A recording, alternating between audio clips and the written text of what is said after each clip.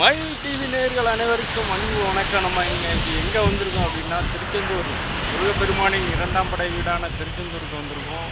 கும்பாபிஷேக திருவிழா இன்று முதல் ஆரம்பம்.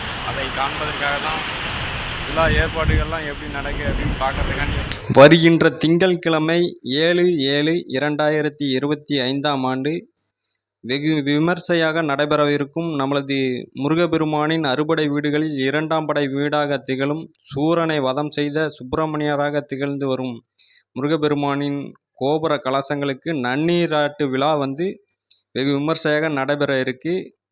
இந்த திருவிழாவின் முதல் நாள் நிகழ்வாக இன்று யாகசாலை பூஜையுடன் தொடங்கியிருக்கு. கும்பாபிஷேக திருவிழாவிற்கு இன்னும் 6 தினங்களே உள்ள நிலையில் கோவிலை சுற்றி கட்டிட திருப்பணிகள் இன்னும் முடிவடையாமல் நடந்து கொண்டுதான் இருக்கிறது. இதனால் கோவிலை காண வரும் பக்தர்கள் மிகுந்த சிரமத்திற்கு உள்ளாகியுள்ளனர். வெளியூரிலிருந்து வரும் பக்தர்களுக்கு அன்பு வேண்டுகோள் என்னன்னா, கோவிலுக்கு திருச்செந்தூருக்கு வருகின்ற பக்தர்கள் கோவில் வாசல் என்று பேருந்தில் போர்டு வைத்திருந்தாலும் எந்த பேருந்துமே கோவில் அருகில் எந்த பேருந்தும் வராததால் திருச்செந்தூர் பேருந்து நிலையத்திலே பயணிகள் அனைவரும் இறக்கிவிடப்படுகிறார்கள். இதை மனதில் வைத்துக் கொள்ளுங்கள்.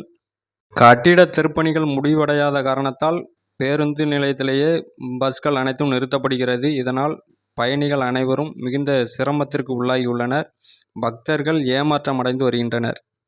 கோவில் திருப்பணிகள் அனைத்தும் முழுமையாக முடிவடையாத நிலையில் இருந்தாலும் இன்று முதல் கும்பாபிஷேக திருவிழா ஆரம்பமாகி இருக்கிறது. பூ அலங்காரங்கள் தோரணைகளுடன் யாகசாலை பூஜை நடைபெறும் அந்த மண்டபம் தங்கம் போல் ஜொலிக்கிறது. தங்கத்தால் அலங்கரிக்கப்பட்டது போல் அந்த யாகசாலை மண்டபம் அப்படி ஜொலிக்கிறது. அதற்கு இதை கண்ணை கவரும் அழகில் தயார் செய்யப்பட்டுள்ள பூ அலங்காரங்களும் யாகசாலை மண்டபங்களும் பொதுமக்களையும் பக்தர்களையும் வியப்பில் ஆழ்த்தியுள்ளது. கருணை கடலே கந்தா போற்றி என்ற தமிழ் எழுத்துக்களால் பொறிக்கப்பட்ட பூ அலங்காரம் பார்ப்போரை கண்ணில் ரசிக்க வைக்கிறது. மேலும் பக்தர்களின் பாதுகாப்பிற்காக கோவிலை சுற்றி தீயணைப்பு படையினர் முகாமிட்டுள்ளனர். எந்தவித அசம்பாவிதங்களும் நடைபெறாமல் இருக்க அவர்கள் தீவிர செயல்பாட்டில் உள்ளனர்.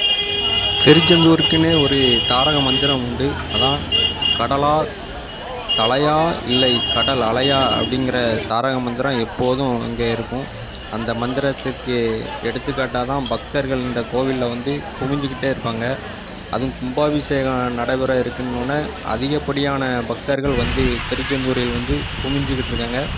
பக்தர்கள் கும்பாபிஷேக திருவிழாவை காண வரும் பக்தர்கள் பாதுகாப்புடன் எச்சரிக்கையுடன் திருவிழாவை கண்டுகளித்து முருகப்பெருமானின் அருளாசியை பெற வேண்டும் என்று எங்களது மயில் டிவி சார்பாக அன்பு வேண்டுகோளை வைக்கின்றோம். வர முடியாத பக்தர்களுக்கு உங்கள் இல்லங்களிலிருந்தே முருகப்பெருமானின் அருளாசியை பெறுவதற்கு பல தொலைக்காட்சிகள் நேரடி ஒளிபரப்பு செய்ய உள்ளது. அதனால் பல கூட்டங்களையும் கூட்ட நெரிசல்களையும் தவிர்க்கலாம்.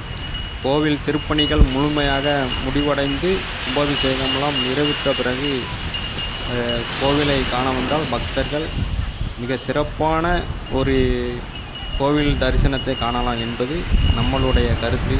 உங்களுடைய கருத்து என்ன என்பதை கமெண்ட் பாக்ஸில் தெரிவிங்கள்.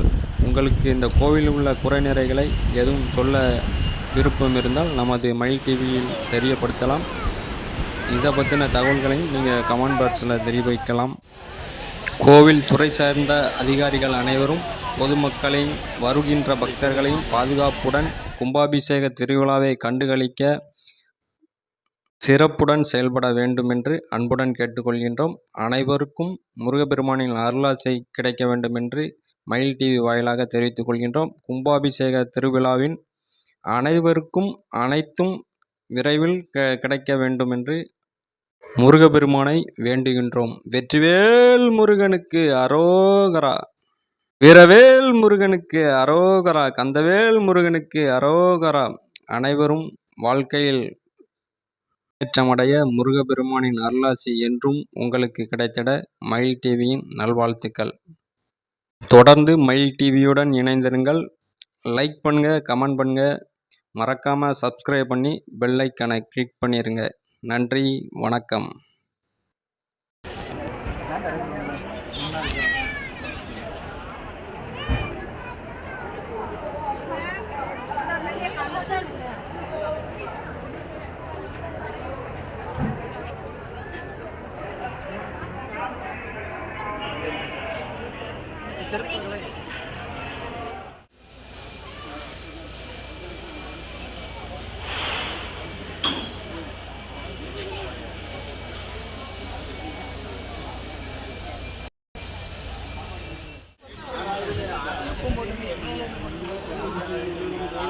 கோயிலுக்கு வந்துடுறது